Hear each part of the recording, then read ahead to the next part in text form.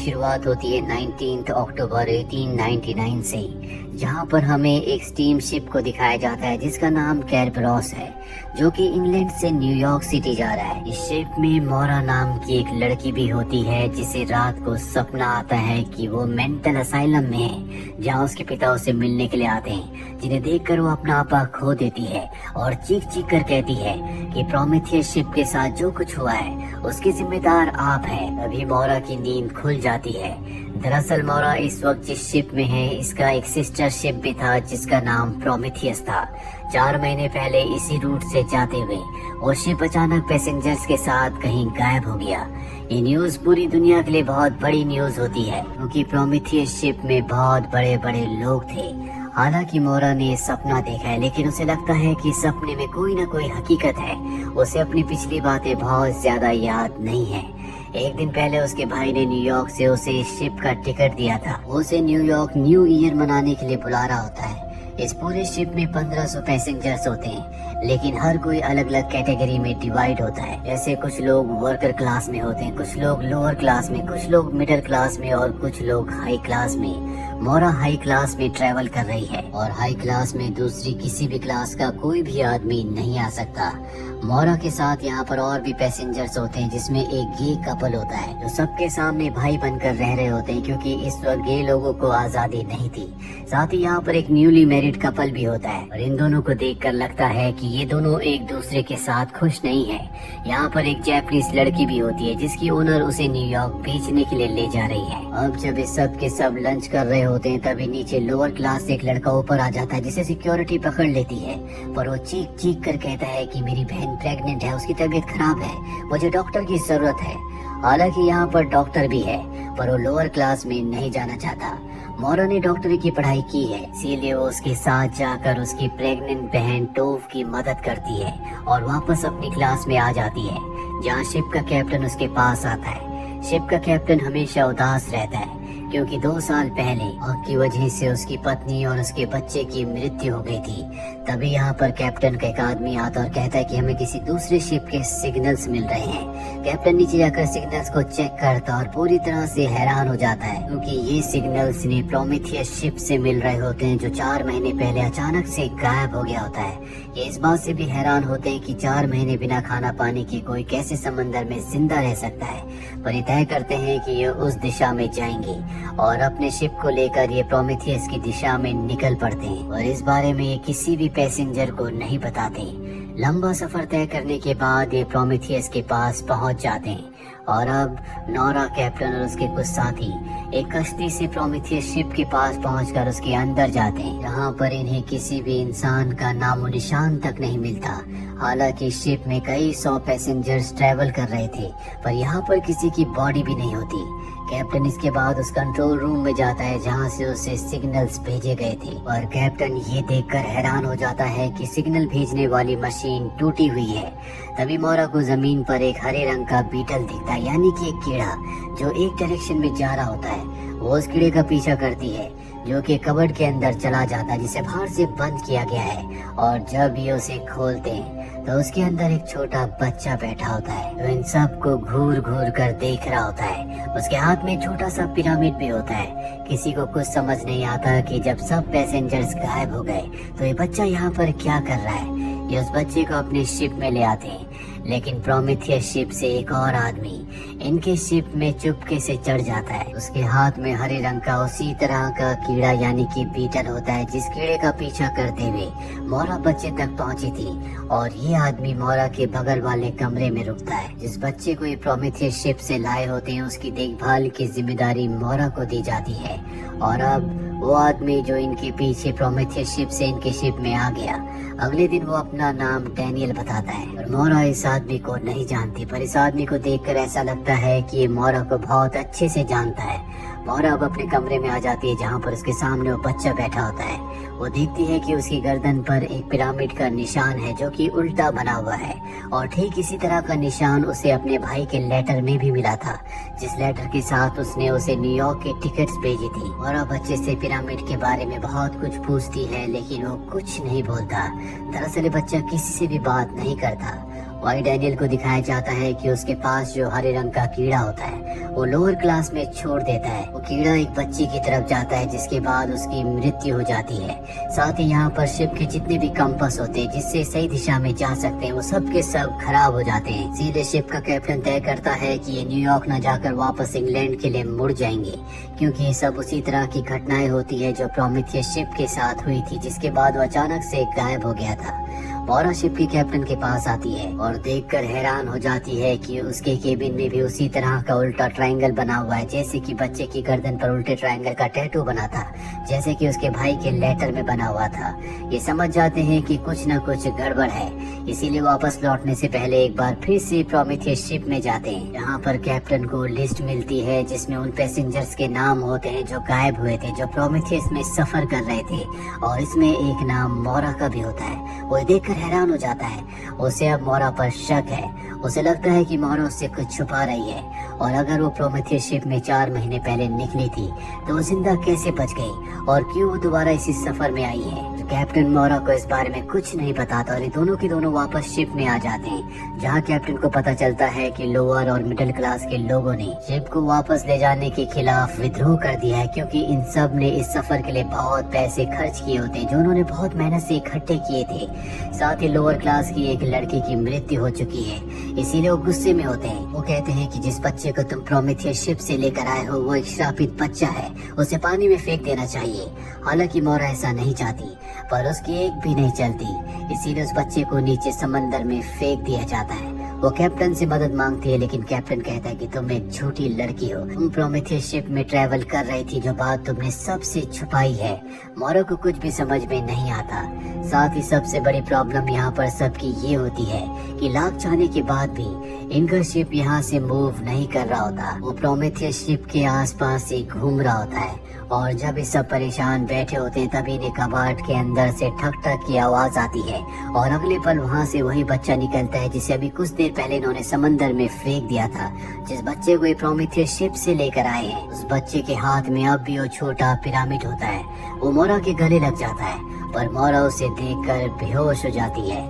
यहाँ पर जितने भी पैसेंजर्स हैं उन्हें पूरा यकीन हो चुका है कि बच्चा श्रापित है, इसीलिए इसे कैद कर दिया जाता है।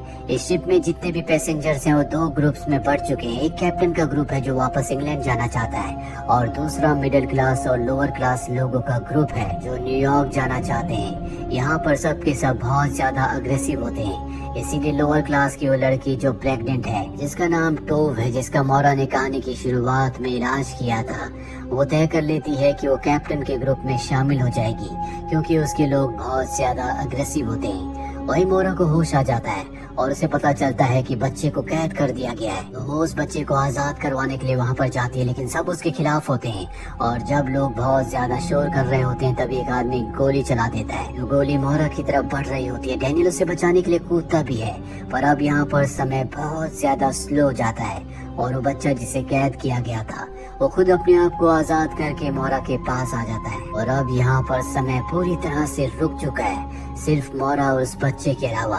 वो बच्चा मोरा को अपने साथ बाहर ले आता है। इसके बाद मोरा उसे अपने कमरे में लाती है और पूछती है कि यहाँ ये सब क्या हो रहा है, मुझे कुछ समझ नहीं आ रहा, तुम बार बार कैसे बच जाते हो। वो बच्चा पेपर पर लिखता है कि मैं कुछ भी बोल नहीं सकता, क्योंकि हमेशा कोई हमें देखता और सुनता रहता है, बस तुम्हें मुझे फॉलो करना होगा। मोरा को सभी क्वेश्चंस के आंसर्स चाहिए, इसीलिए उस बच्चे को फॉलो करने लगती है।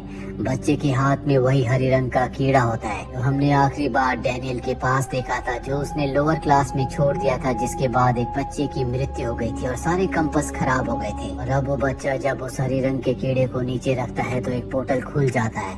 मोरा उस पोर्टल से बाहर निकलती है और एक अनजान जगह पर पहुंच जाती है।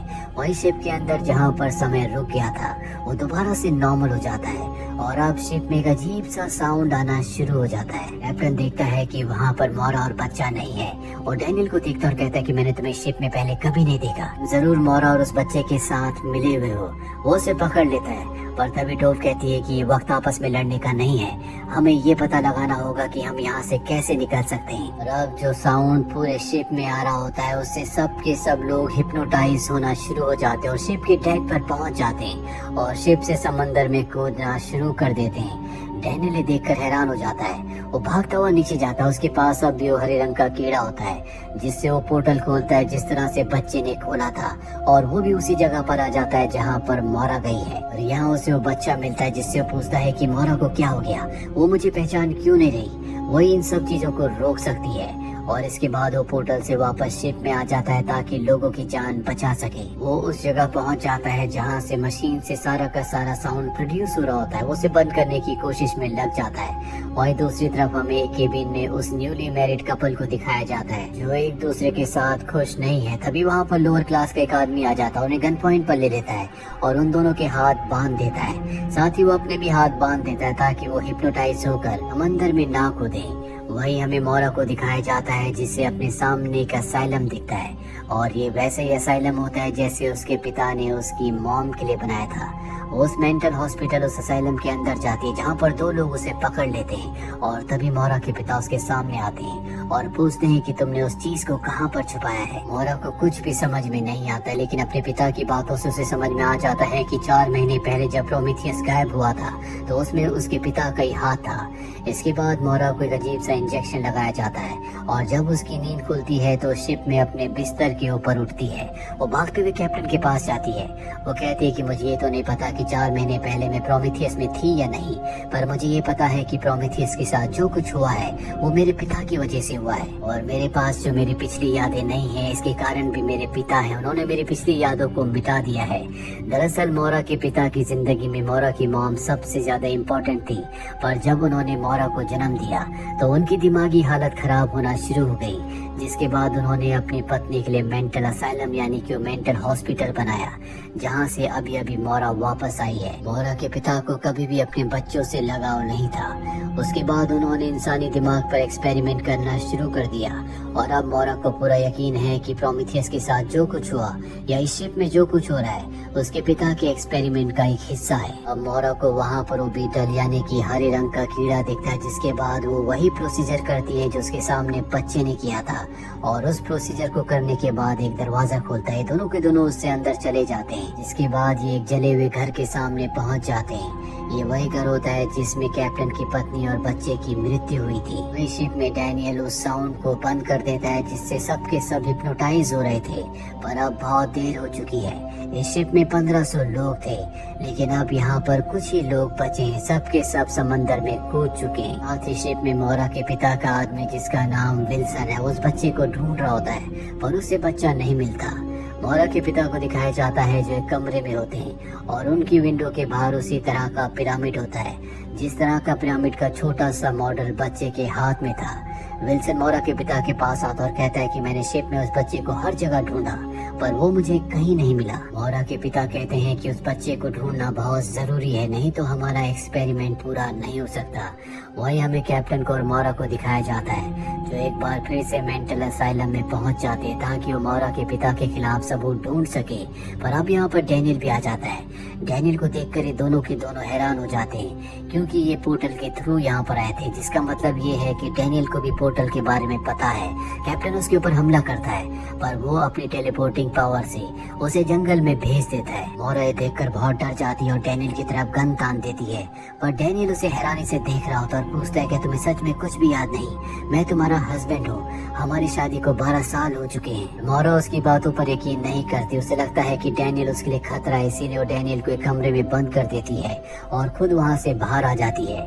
उसके पास जो गन होती है वो उसे जोर से फेंकती है, पर वो गन एक कांच से शीशे से टकराकर वहीं पर गिर जाती है। मोरा उस इनविजिबल दीवार के पास आती है और उसके ढक्कन को खोलकर वो वापस अपने शिप में आ जाती है। दरअसल ये एक रास्ता था। वहीं दूसरी तरफ मोरा के पिता को दिखाया जाता है जो ये सब कुछ अपने मॉनिटर्स पर देख रहे होते हैं। दरअसल उनके सामने कई सारे मॉनिटर्स हैं और वो उन मॉनिटर्स में मोरा के साथ शिप में हर एक जगह को देख सकते हैं। इसका मतलब ये है कि कौन कहां पर कब क्या कर रहा है, मोरा के पिता को सब कुछ पता रहता है। वहीं शिप के कैप्टन को दिखाया जाता है जो जंगल में घर के अंदर से निकलकर प्रोमेथियस शिप के अंदर से बाहर निकलते हैं, यानी कि वो एक बार फिर से प्रोमेथियस शिप में पहुंच चुके हैं। और जब वो प्रोमेथियस शिप से बाहर देखते हैं तो हैरान हो जाते हैं, क्योंकि वहां पर एक दो नहीं बल्कि कई सारे बड़े बड़े शिप्स होते हैं। दूसरी तरफ मोरा जो अपने शिप में पहुंच चुकी है जिसमें कुछ ही पैसेंजर्स हैं, वहाँ समंदर में तूफान आना शुरू हो जाता है, जिस वजह से समंदर का पानी शिप के ऊपर आने लगता है। सबके सब पैसेंजर्स डर जाते हैं और ये तय करते हैं कि सबके सब नीचे इंजन रूम में जाएंगे। लेकिन मोरा कैप्टन को ढूंढने के लिए शिप में जाती है, पर पूरे शिप में ढूंढने के बाद भी उसे कैप्टन नहीं मिलता। जिसके बाद वो कैप्टन के रूम में जाती है। यहाँ कैप्टन के बेड के नीचे एक छोटा सा स्पेस होता है, छोटा सा तहखाना होता है, जैसे उसके कमरे में उसके बेड के नीचे भी है। और जब वो अपने कमरे में अपने बेड के नीचे तहखाने के अंदर गई थी, तो वो अपने पास्ट में यानी कि अपनी यादों में उस असाइलम में पहुंच गई थी जो उसके पिता ने उसकी मॉम के लिए बनाया था। और अब वो जानती है कि कैप्टन भी शायद अपनी यादों में गया होगा, इसीलिए उस तहखाने के अंदर वो जाती है। पर वहाँ पर उसे कैप्टन नहीं बल्कि कैप्टन की पत्नी मिलती है, जिसकी मृत्यु हो चुकी है। कैप्टन की पत्नी उस पर हमला कर देती है और कहती है कि तुम कैप्टन की यादों में क्या कर रही हो, तुम क्या हो। किसी तरह से मोरा वहाँ से बाहर निकलती है और अब वो डैनियल के कमरे में जाती है, क्योंकि डैनियल ने उसे कहा था कि वो उसकी पत्नी है। उनकी शादी को 12 साल हो चुके हैं और इस बात की पुष्टि करने के लिए वो उसके बेड के नीचे बने तहखाने में उसकी यादों में जाती है। वो एक कमरे में पहुंच जाती है, जो कमरा उसे जाना पहचाना लगता है। और जब वो बेड के पास जाती है तो वहाँ पर डैनियल और उसकी बहुत सारी फोटोज होती है और उन फोटोज में उनके साथ वो बच्चा भी होता है जो कभी कुछ नहीं बोलता, जिसके पास छोटा सा पिरामिड है। फोटोज को देखकर ऐसा लगता है कि वो बच्चा डैनियल का और मोरा का बेटा है। वहीं दूसरी तरफ डैनियल को दिखाया जाता है जो मोरा की यादों में होता है। वो उसकी यादों से निकलकर एक कब्र के पास जाता है, जिसके नीचे वो बच्चा छुपा हुआ होता है। डैनियल कहता है कि तुम्हें अपनी जान बचानी होगी क्योंकि मोरा के पिता तुम्हें ढूंढ रहे हैं। वो बच्चा कहता है कि तुम मेरी चिंता मत करो, मैं यहाँ पर सुरक्षित हूँ। और डैनियल को एक रिंग देता और कहता है कि ये मोरा को दे देना। दरअसल ये डैनियल और मोरा का ही बेटा है। इसके बाद डैनियल यहाँ से निकलकर वापस शिप में आ जाता है। उसे पता होता है कि मोरा हो ना हो उसकी यादों में गई होगी। और जब वो अपने बेड के नीचे अपने तहखाने में जाता है जहाँ पर उसकी यादें हैं, तो वहाँ पर मोरा उससे मिल जाती है।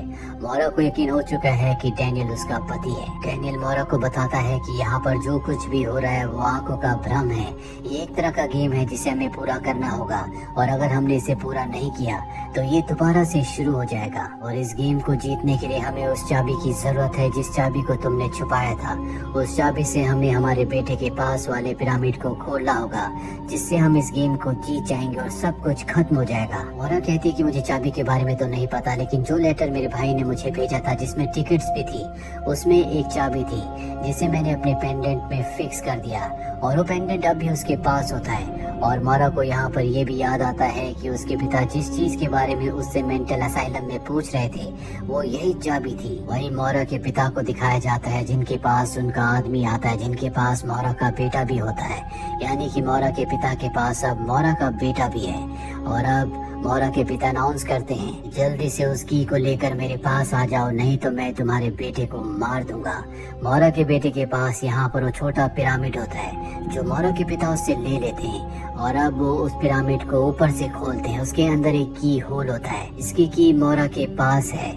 मोरा जिस शिप में होती है वो एक तूफान में फंसा हुआ है और वो पानी के बवंडर से होता हुआ एक शांत समंदर में पहुंच जाता है जहाँ पर बहुत सारे शिप होते हैं। ये वही जगह होती है जहाँ पर प्रोमेथियस और बहुत सारे और दूसरे शिप हैं और कैप्टन भी यहाँ प्रोमेथियस के ही अंदर है। इसके बाद वो भी इन्हीं के शिप में आ जाता है। अब हमें मोरा की कुछ पास्ट मेमोरीज को दिखाया जाता है जिसमें उसका बेटा उसके साथ होता है। उसके पास एक हरे रंग का कीड़ा यानी कि बीटल होता है। मोरा कहती है कि अगर तुम बीटल को सुरक्षित रखना चाहते हो तुम्हें इसे आजाद करना होगा। और तभी यहाँ पर मोरा के बेटे की नींद खुल जाती है। वो अब भी अपने ग्रैंडफादर के साथ होता है। वो उस बच्चे को बताते हैं कि हम सब यहाँ पर फंसे हुए हैं और इसका कारण मैं नहीं बल्कि तुम्हारी मॉम है। यहाँ पर जितने भी लोग हैं वो सब अपनी मर्जी से हैं। उनके पास उनकी बुरी दर्द भरी यादें थी और उन्हीं को भुलाना चाहते थे, लेकिन हम चाहे कितनी भी कोशिश कर लें हमारी बुरी और दर्दनाक यादों का एक हिस्सा हमेशा हमारे साथ रह जाता है। और ऐसे ही यहाँ पर सबके साथ हो रहा है। इसके बाद वो अपने ग्रैंडसन को एक कमरे में ले जाता है जहाँ पर उसके पास 2 इंजेक्शन होते हैं, एक व्हाइट और एक ब्लैक। ब्लैक से यादें मिट जाती हैं और व्हाइट से पुरानी यादें आ जाती है। वो अपने ग्रैंडसन को व्हाइट इंजेक्शन लगाता है। इसके बाद हम उसकी यादों में देखते हैं कि उसे एक बहुत भयानक बीमारी हो गई थी। मोरा उससे बहुत प्यार करती है, इसीलिए वो उसे खोना नहीं चाहती थी। इसीलिए वो उसे एक सिमुलेशन में भेजना चाहती है, यानी कि ऐसी यादों की दुनिया में जो असली नहीं होगी, लेकिन जो भी उस दुनिया में होगा उसे ऐसा लगेगा कि यही उसकी असली दुनिया है। और ये वही दुनिया होती है जहाँ पर ये सब के सब शिप में है। यहाँ पर शिप में जितने भी पैसेंजर्स होते हैं वो अपनी दुनिया में, अपनी जिंदगी में कहीं ना कहीं दुखी थे, इसीलिए सब ने यहाँ पर इस दुनिया को चुना। यानी कि असली जिंदगी में, इंसानों की जिंदगी में उनका शरीर कहीं पर है और उनका दिमाग यहाँ इस वर्चुअल वर्ल्ड में है। उन्हें यही लगता है कि यही उनकी असली दुनिया है, जबकि असली दुनिया कहीं और है। और इसीलिए यहाँ शिप में जितने भी लोग होते हैं उनमें से किसी को भी याद नहीं होता कि वो कब इस शिप में चढ़े थे। हालांकि मोरा के हस्बैंड डैनियल ने उसे ऐसा करने के लिए मना किया था, लेकिन मोरा ने उसे कहा था कि अगर हम ऐसा करेंगे तभी हम एक दूसरे के साथ हमेशा के लिए रह सकते हैं। इसीलिए वो अपने बेटे के साथ, अपने पति के साथ और उन सभी लोगों के साथ जो अपनी जिंदगी में परेशान थे, इस सिमुलेशन की दुनिया में आ गई होती है, जो सिर्फ एक तरह का दिमाग का धोखा है। दूसरी तरफ डैनियल को दिखाया जाता है जो अपने डिवाइस से यहाँ पर हो रहे सिमुलेशन को हैक कर देता है, जिससे यहाँ का जो भी सिमुलेशन होता है पूरी तरह से बिखरने लगता है। जिसके बाद शिप में एक ब्लैक कलर का पदार्थ आ जाता है जो शिप में फैलकर उसे तबाह करने लगता है। यहाँ पर जितने भी लोग बचे हैं वो एक दूसरे की यादों से होते हुए एक बार फिर से वापस शिप में आ जाते हैं। वही मोरा को पकड़ लिया जाता है, जिसके बाद मोरा को उसके पिता के पास ले जाया जाता है और मोरा एक्सेप्ट करती है कि उसी ने इस सिमुलेशन को, यानी कि इस दुनिया को बनाया है। उसके पिता उससे चाबी मांगते हैं, मोरा उन्हें चाबी दे देती है। जिसके बाद मोरा के पिता उसे ब्लैक कलर का इंजेक्शन लगाकर उसकी यादों को मिटा देते हैं। उनके पास पिरामिड की चाबी है, जिस पिरामिड के नीचे वेकअप लिखा होता है, यानी कि इस दुनिया से निकलने का ये रास्ता है। अगर इस चाबी को पिरामिड में लगाकर खोल दिया जाए तो सब असली दुनिया में उठ जाएंगे, पर जब मोरा के पिता ऐसा करते हैं तो चाबी काम नहीं करती। दरअसल डैनियल ने जब पूरे सिस्टम को हैक किया था तो उसने पिरामिड के साथ की को भी पूरी तरह से बदल दिया था, इसीलिए पिरामिड और की काम नहीं कर रहा होता। वही मोरा को दिखाया जाता है जिसकी आंख खुलती है और देखती है कि चारों तरफ कुछ भी नहीं है। तभी उसे क्रॉस दिखता है, यहाँ पर वो पहले भी आ चुकी है और अब उस क्रॉस के नीचे जाती है जहाँ पर उसका हस्बैंड डैनियल होता है। डैनियल उसे अब सारा सच बताता है और कहता है कि रियल वर्ल्ड में तुम्हारे भाई ने इस सिमुलेशन की दुनिया को अपने कब्जे में ले लिया है और उसी ने हम सबको यहाँ पर फंसा रखा है। और अब क्योंकि मैंने पिरामिड को और की को बदल दिया था तो वो अब भी मेरे पास है। इस वक्त हम जहाँ पर है ये पहला रूम है जो हमने बनाया था। और अब वो मोरा को एक बच्चों वाला पिरामिड देता है जिसकी की वही रिंग होती है जो उसके बेटे ने उसे दी थी।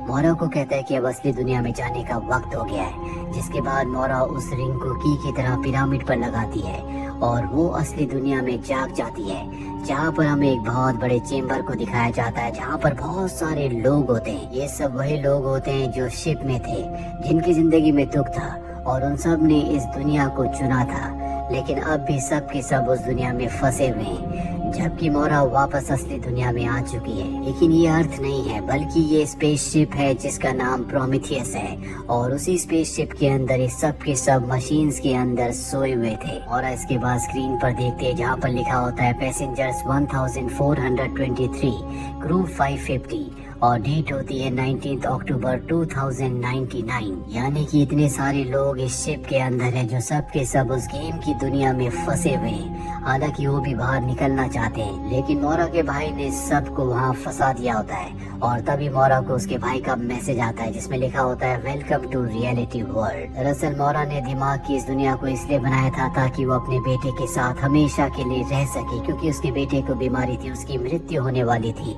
और अब मोरा जब उस दुनिया में जाती है तो वो उसी दुनिया में फंस जाती है, क्योंकि उसके भाई ने इस पूरी गेम को, इस दुनिया को टेक ओवर कर लिया था, जिस वजह से ये उस दुनिया से निकल नहीं पाते। बार बार इनका जो दिमाग होता है उसी चीज को दोबारा से शुरू कर देता और ये सब के सब वहाँ पर फंसे रह जाते हैं। पर मोरा अब असली दुनिया में आ चुकी है, जिसके बाद शायद वो बाकियों को भी असली दुनिया में वापस ले आए। और इसी के साथ ये वेब सीरीज यहीं पर खत्म हो जाती है। उम्मीद करते हैं कि ये कहानी आपको